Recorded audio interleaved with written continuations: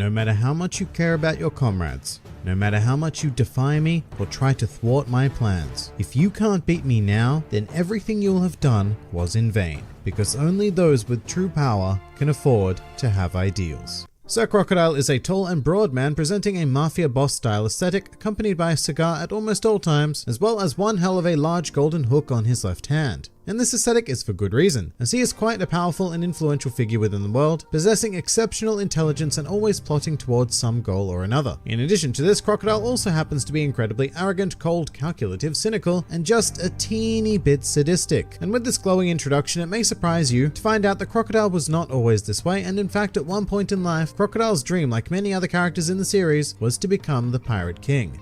In his more youthful days, Crocodile was even present in Logtown for the execution of the former Pirate King Gold D. Roger, the moment that sparked the Great Age of Piracy. And so Crocodile set out to make his dream come true, even managing to make it into the New World. However, over the years, Crocodile very much lost sight of his initial drive, instead becoming increasingly obsessed with chasing power. Although to be fair, he would be quite successful in this endeavor, as during his sprightly mid-20s, Crocodile became one of the 7 warlords of the sea. During this time, Crocodile, sitting at peak confidence, also went on to challenge Edward Newgate, better known as Whitebeard, and even better known as the strongest man in the world. And as you can probably gather, things didn't go too well for Mr. Crocodile, and not only did Whitebeard defeat and humiliate him, but he also left Crocodile's trademark facial scar, which serves as an eternal reminder of his failure to achieve his ambitions. And it was after this moment that Crocodile completely abandoned his quest to become the Pirate King, seeing it as an impossible task. But this did not break him completely, and he did begin pursuing other hobbies, such as finding ancient weapons and starting civil wars. You know, the usual stuff. And for these two purposes, he would go on to create an underground organization named Baroque Works, which at the height of its power contained over 2,000 members, and was so secretive that the large majority of its members had no idea who they were truly working for, knowing Crocodile only by the mysterious alias of Mr. Zero. One of the few members who did know Crocodile's true identity was his second-in-command Nico Robin, also known as Miss All Sunday. Although despite being his partner within the organization for several years, Crocodile never developed any sort of relationship with her beyond his general sense of permanent distrust, which was probably for the best because Robin was more or less using him for her own purposes as well. And speaking of, I should mention that the entire reason why Crocodile partnered up with Robin was because she could read the ancient language, which was key to Crocodile's new goal in life, which was finding and wielding the ancient weapon Pluton. As part of his plot, he needed to locate and decipher a poneglyph located on the desert nation of Alabasta, and to do so he artificially conjured a civil war through various devious means, and took advantage of the chaos to force King Nefertari Cobra to take him to the poneglyph, although not before being challenged by our protagonist Monkey D. Luffy and the Straw Hats, who were recruited by Nefertari Vivi, the princess of Alabasta, in order to defeat him. As a result, Crocodile would go on to face Luffy on 3 separate occasions, and each time he showed us that he is just as physically devastating as he is mentally. This was primarily due to Crocodile's devil fruit, the SUNA no Mi,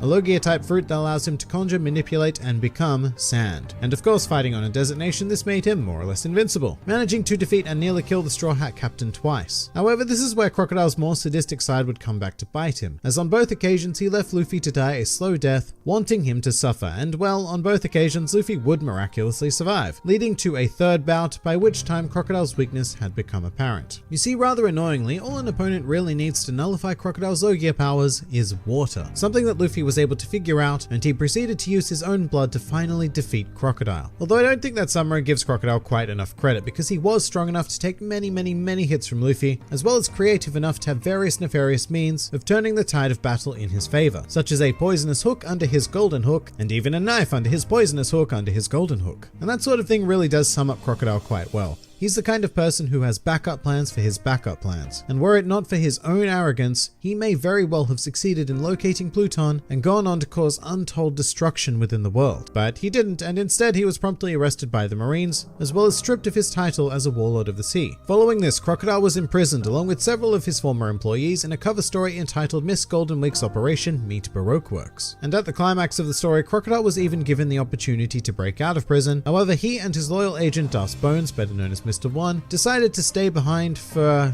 reasons, and they would go on to be transferred to the world's most secure prison, Impel Down. Now, being the dangerous mofo that he is, Crocodile was placed in the secret level 6 portion of the prison, a space reserved for the world's most dangerous criminals. And during Crocodile's time here, we'd learn a couple of little things about him, such as the fact that he's far more durable than we would have originally thought, as he was one of the rare prisoners to undergo the sterilizing baptism of Hell's hot tub without so much as flinching, as well as the fact that he is one of the even rarer individuals in the world who is completely unaffected by the beauty of boa hancock. Hancock. However, soon enough, an opportunity would present itself to Crocodile in the most unlikely of faces, as Monkey D. Luffy broke into the prison in order to rescue his brother Port Caste Ace. And despite being former enemies, Crocodile eagerly joined forces with Luffy and the rest of his accumulating jailbreak squad, and proved absolutely invaluable in their escape from Impel Down. From here, the prisoners sailed to Marineford, the headquarters of the Marine Organization, and the location currently being besieged by another of Crocodile's old foes, the Emperor Whitebeard. And after trying and failing once again to kill Whitebeard, Crocodile and Dustbones found themselves in the midst of a war and protecting their one-time enemy, Luffy. In this effort, Crocodile traded blows with many of the most infamous combatants in the series, including the world's greatest swordsman Drakeo Mihawk, as well as Admiral Akainu. In fact, Crocodile once again played an absolutely integral part in Luffy being able to escape Marineford, although exactly what prompted this sudden change of heart can only be speculated upon. In any case, Crocodile did also manage to survive the Paramount War, and not only that, but he appears to have gained a new lust for life, immediately planning on entering the new world once more and inviting Dustbones to come along with him. As for exactly what the two have gotten up to since is a mystery at the time of this recording, but they have been active in the new world for the past 2 years. Although Crocodile has only made brief appearances in the series, reacting to Luffy's exploits following Dressrosa and Whole Cake Island. Some more fun facts about Crocodile. While Crocodile's reasoning for not accepting Miss Goldenweek's offer of escape was never specifically stated, it may be due to the fact that he had lost all interest in the world until the idea of taking revenge on Whitebeard piqued his interest once more. Crocodile's dream of becoming the Pirate King was only actually revealed during the Baroque Works cover story, after Miss Goldenweek invoked her Rainbow Color Trap ability, which allowed everyone to, very superficially I should say, become what they'd always wanted to be. At the time of his introduction, Crocodile's bounty was frozen at 81 million berries, which is extraordinarily low for a warlord of the sea, barring the exceptions of Boa Hancock, Buggy the Clown, and Blackbeard. Although it has been noted by Oda that had the world government known that he was the head of Baroque Works, then it would have at least doubled to 162 million berries. Crocodile, or more specifically his hook, has been subject to varying continuity errors in both the manga and the anime, having been depicted with 2 hands and no hook on several occasions. Whilst not clear at the time of this recording, Crocodile also appears to have a history with the revolutionary Emporio Ivankov, as during the Impel Down arc, Ivankov even threatened to reveal one of Crocodile's secrets.